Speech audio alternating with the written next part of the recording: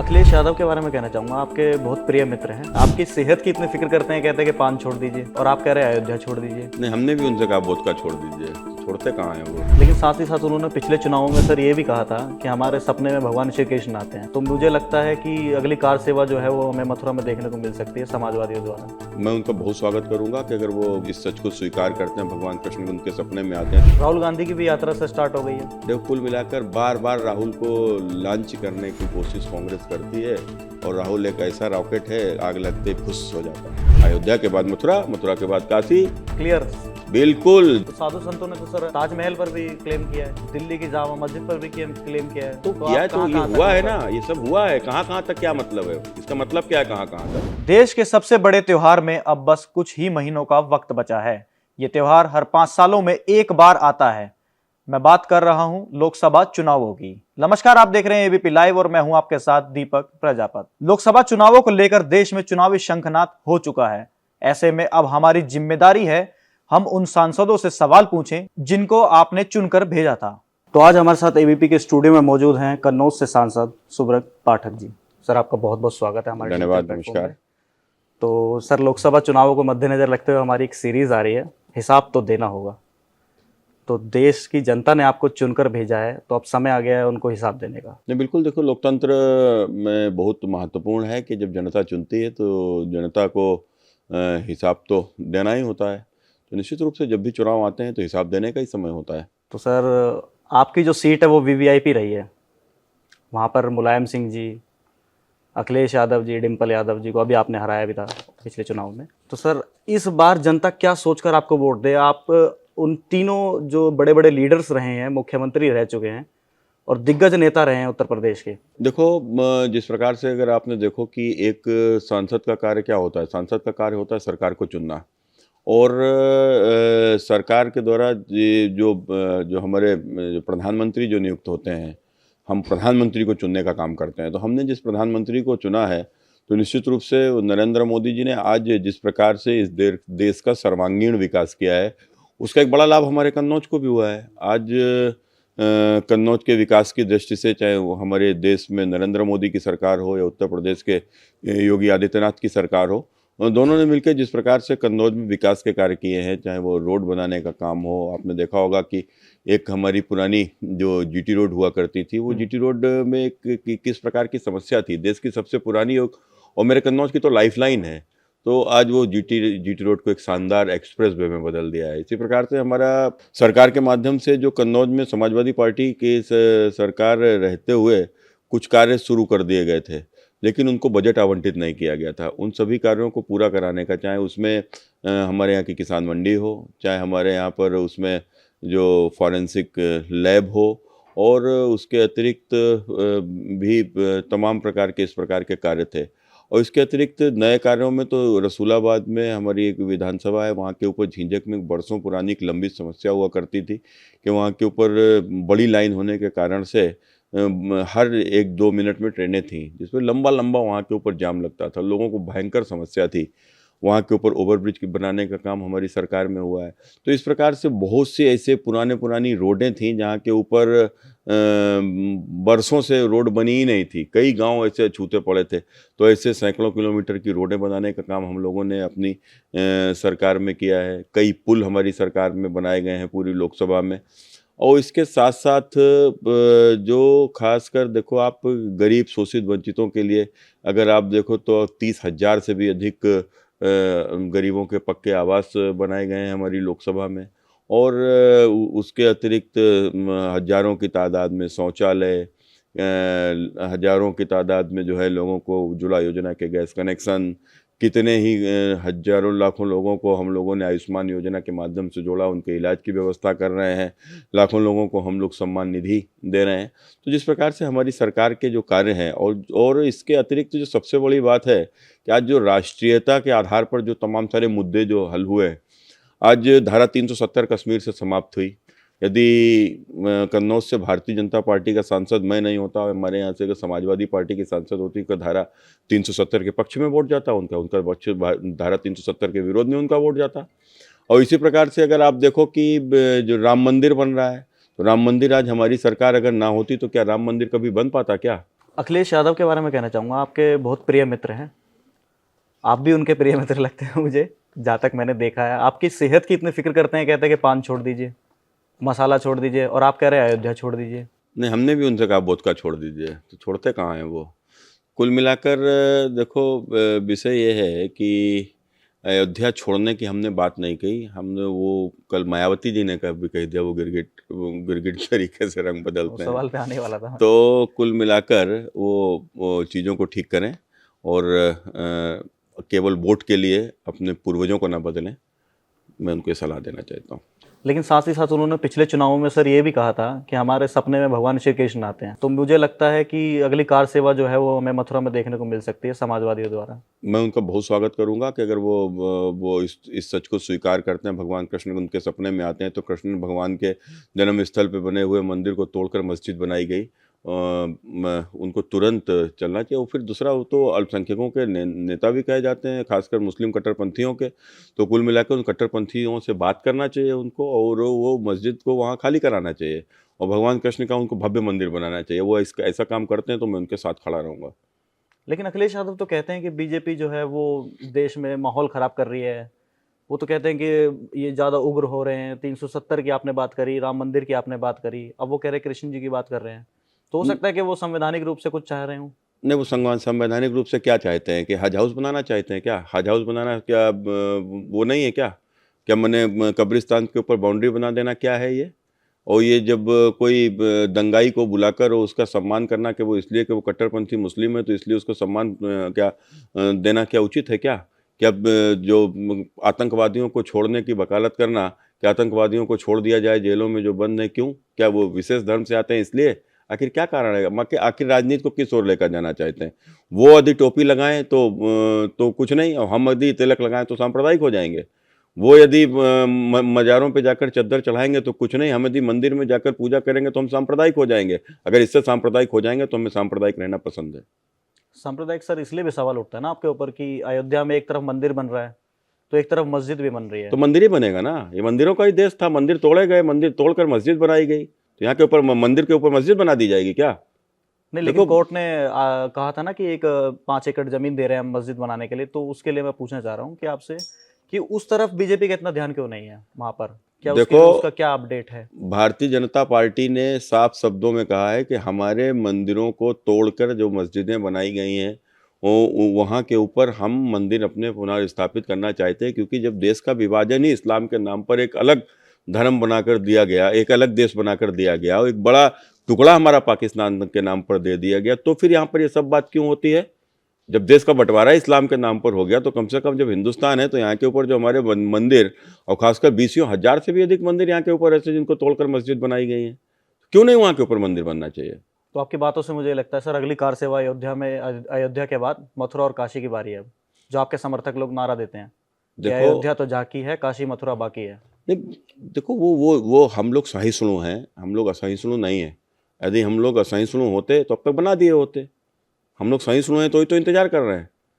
लेकिन अदालत को भी हमारी परीक्षा थोड़ी ना ले सकती है कि मैंने कब तक हमारी धैर्य की परीक्षा ली जाएगी। आखिर हम लोग 75 साल से परीक्षा ही तो दे रहे हैं अपने धैर्य की। तो अब अगला अगला क्या अयोध्या के है? बाद अयोध्या के बाद मथुरा, मथुरा के बाद काशी। क्लियर। बिल्कुल, जो भी हमारे मंदिर जो जिनको ध्वस्त किया गया, जिनको तोड़कर मंदिर बनाए गए, मंदिर तोड़कर मस्जिदें बनाई गई हैं, वो वहाँ सभी हम लोग, हमारे ऊपर कलंक है, उसको मिटना चाहिए। तो साधु संतों ने तो सर ताजमहल पर भी क्लेम किया है, दिल्ली की जामा मस्जिद पर भी क्लेम किया है। तो तो किया आप है, तो कहाँ ये कहाँ तक हुआ है ना, मतलब? ये सब हुआ है। कहाँ कहाँ तक क्या मतलब है इसका? मतलब क्या है कहाँ कहाँ तक? नहीं, जब कहाँ अगला कहाँ, स्टैंड फिर कहाँ वही तक बात, रहेगा? जब देश का बंटवारा ही जब देश का इस्लाम के नाम पर हुआ, तो वो फिर क्या है? तो या तो फिर हमारा देश वापस करो। जब यही सब रखना है तो फिर वो बंटवारा क्यों हुआ भाई? क्यों बंटवारा किया गया? अगर बंटवारा अगर किया गया है तो फिर सारी चीज़ों को सुलझना चाहिए ना। अब लटकाए के मुद्दे हम अगली पीढ़ियों के लिए छोड़ कर थोड़े ना जाएंगे। विपक्षी पार्टी सर इसको मुद्दा बनाती है। तो विपक्षी का मुद्दा बनाती रहे मुद्दा। हमारा जो काम है हम करेंगे, विपक्ष का जो काम है विपक्ष करेगा। ठीक है, मंदिर मंदिर से लौट के अब दोबारा इंडिया अलायंस पर आ जाते हैं। आपने मायावती जी के लिए कहा कि उन्होंने उसको, अखिलेश यादव जी को गिरगिट बोला। तो कहा यह जा रहा है कि अब मायावती जो है वो बीजेपी की बी टीम के तौर पर काम कर रही है। आप लोग अफवाह उड़ाते हैं कि उन्हें राष्ट्रपति बना रहे हैं। आप लोगों से मेरा मतलब है, आपके समर्थक जो सोशल मीडिया पर ऐसे हैं। देखो सब बीजेपी की टीम है, कोई बी टीम है, कोई सी टीम है, कोई डी टीम है, ये है तो सब बीजेपी के। तो कुल मिलाकर जिसको जो कहना हो कहे, उससे हमें फर्क नहीं पड़ता। हमारा काम है, जब पिछली बार सपा और बसपा मिलकर लड़े थे तब ये कौन सी टीम थे? तब ये कौन सी टीम थे? जब 2019 का लोकसभा का चुनाव सपा बसपा दोनों आपस में मिलकर लड़े थे तब वो कौन सी टीम थे? और आज जब मैंने दोनों आपस में नहीं मिल रहे हैं तो टीमें हो गए। तो कुल मिलाकर देखो दोनों को सोचना है। अब अखिलेश यादव चूंकि अपना वो समझते हैं कि अखिलेश यादव का पिछली बार मायावती से गठबंधन ना हुआ होता तो मुलायम सिंह जी मैनपुरी हार गए होते और अखिलेश यादव स्वयं आजमगढ़ हार गए होते। तो कुल मिलाकर आज की किस प्रकार से मैनपुरी जीत जाए ये बड़ी चिंता है। तो आज वो मैनपुरी जीतते हुए नहीं दिख रहे, मैनपुरी 100% हार जाएंगे। और मायावती जी ने हम मना कर दिया है तो और अब उनको हमें लगता है उनको नींद भी रात की गायब हो गई होगी। तो कुल मिलाकर ये अखिलेश यादव जी केवल हमारे परिवार का भला कैसे हो जाए उसको लेकर बसपा से गठबंधन करना चाहते थे। बाकी बसपा का इसमें क्या भला होगा आप बताइए। तो सर क्या कारण रहा हो इस बार कि सपा और बसपा अलग अलग हो गए, जबकि पिछले चुनावों में साथ लड़े थे? देख कारण मुलायम सिंह और मायावती जी का जो गेस्ट हाउस कांड पर आरोप लगाती आई है उन पर, वो उसके बावजूद भी वो साथ रहे, लेकिन अब तो मुलायम सिंह जी है नहीं। अखिलेश यादव तय करें कि मायावती जी को उत्तर प्रदेश का मुख्यमंत्री बनाएंगे, उनके नेतृत्व में चुनाव लड़ेंगे, गठबंधन हो जाएगा इनका। भाई दोनों तो समाजवादी पार्टी हो चाहे बहुजन समाजवादी पार्टी, दोनों उत्तर प्रदेश के ही तो वो है। उत्तर प्रदेश के बाहर सब बसपा का छोड़ दो, थोड़ा बहुत अस्तित्व है भी, समाजवादी पार्टी का कौन सा अस्तित्व है?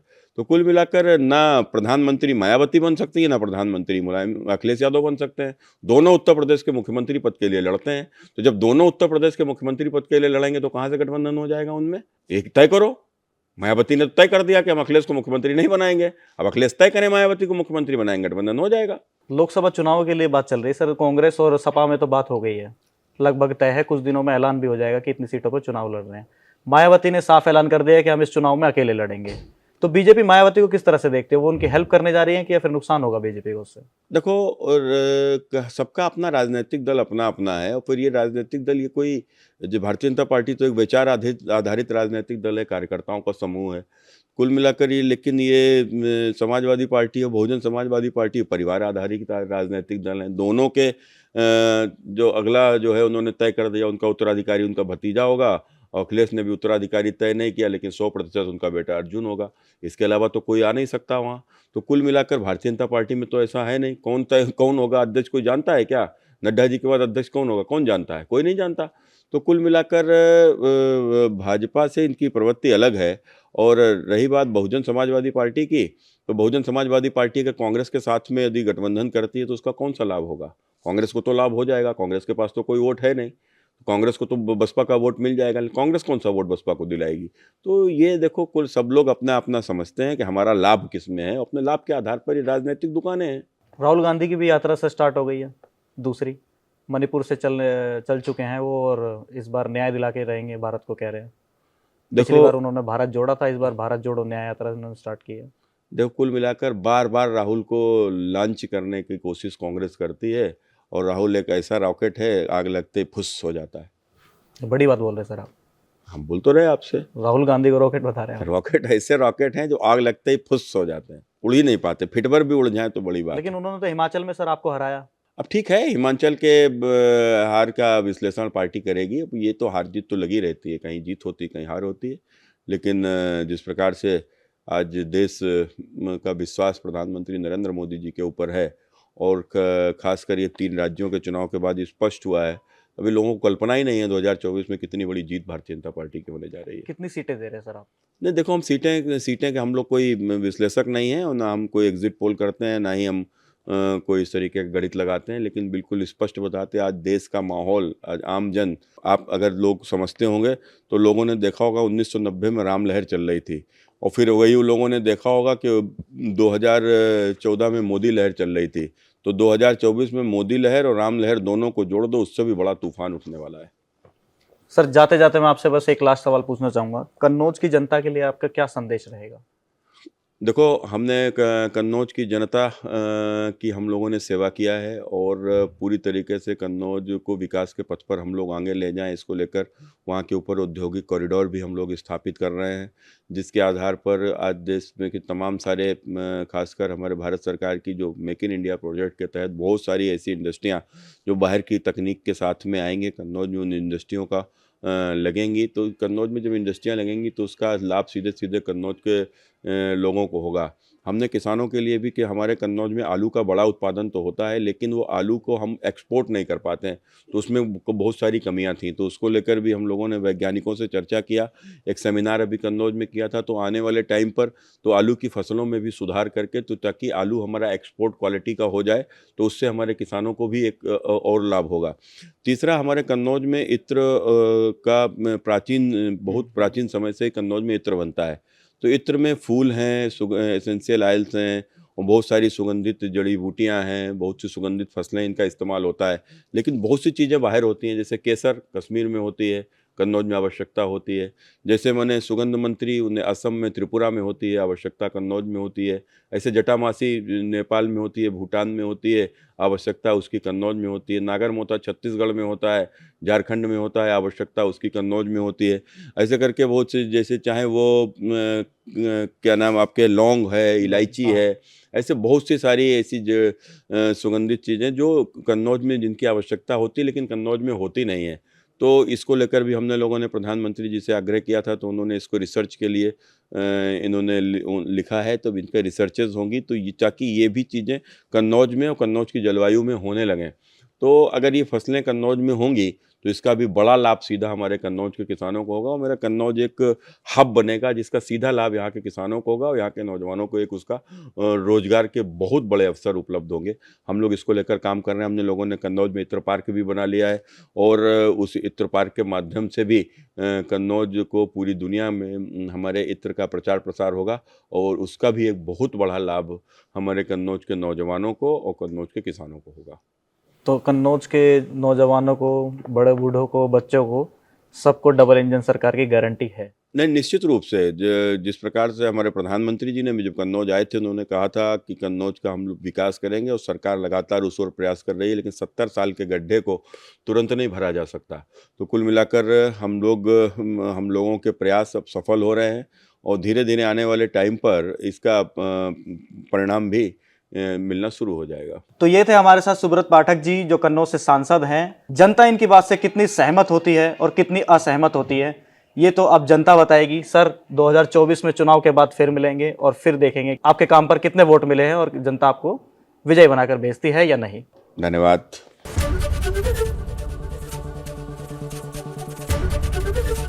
एबीपी गंगा, खबर आपकी, जुबान आपकी।